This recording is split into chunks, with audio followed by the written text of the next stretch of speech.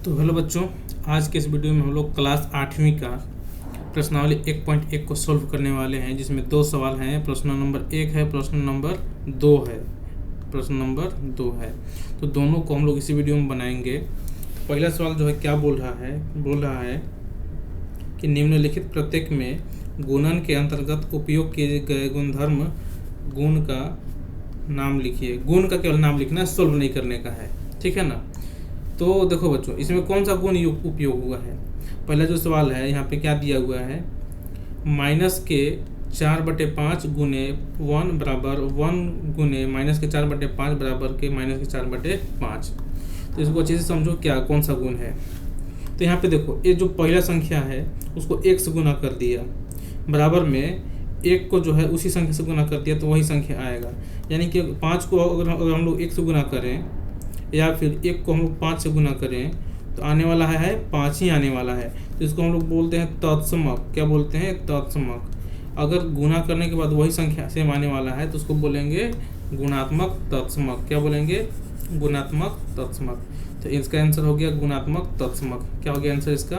इसका आंसर हो गया गुणात्मक तत्समक।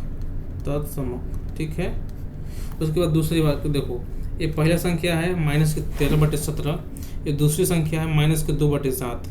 इधर देखो क्या है, माइनस के 2/7, इधर माइनस के 13/17।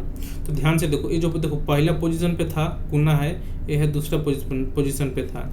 बराबर के जस्ट उधर साइड क्या हो गया, जो यहाँ दूसरा पोजीशन पे था यहाँ फर्स्ट पोजीशन पे हो गया, और यहाँ जो पहला पोजीशन पे था यहाँ सेकंड पोजीशन पे हो गया, सेकंड स्थान पे हो गया। यानी क्या है, क्रम का अदला बदली हो गया है। तो इसको बोलेंगे गुणात्मक क्रम विनिमय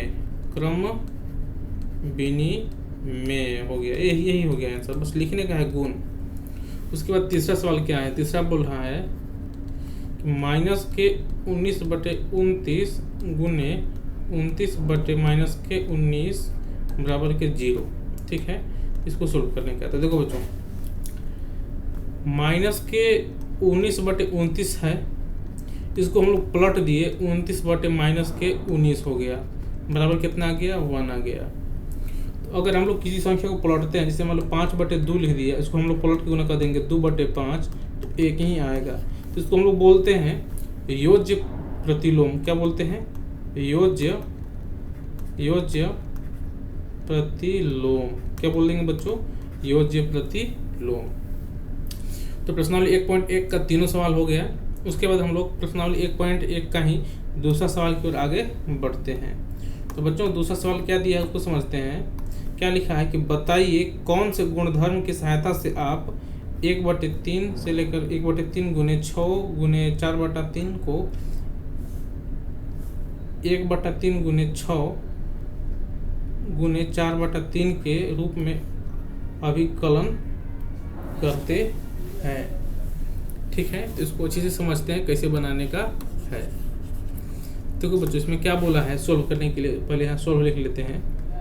देखो इसमें क्या दिया है कि बताइए कौन से गुणधर्म की सहायता से, हमको बताना है कौन सा गुणधर्म की सहायता से इसको हम लोग हल कर सकते हैं। तो सवाल में क्या दिया है कि 1/3 गुने, कोष्टक में है 6 गुने 4/3 को इतना के रूप में अभिकलन, यानी कि बराबर 1/3 गुने 6 फिर गुने 4/3। तो हमने यहाँ पे पढ़ा कि बताइए कौन सा गुणधर्म की सहायता से आप 1/3 गुने 6 गुने 4/3 को जो ए संख्या है इसके बराबर अभिकलन करना है। कौन से गुणधर्म की सहायता से? तो देखो कौन से गुणधर्म की सहायता से हम लोग कर सकते हैं। तो यहाँ पे देखो, ये पहला संख्या है, ये दूसरा संख्या है और ये तीसरा संख्या है। तो देखो पहला संख्या छोड़ दिया और दूसरा और तीसरा का काम कर रहा है एक साथ। यहाँ पे पहला और दूसरा संख्या को एक साथ काम कर रहा है, तीसरा को छोड़ दिया। तो इसको हम लोग बोलते हैं, इस गुण को बोलते हैं सहचर्य गुण। क्या बोलते हैं? सहचर्य गुण बोलते हैं इसको, सहचर्य गुण,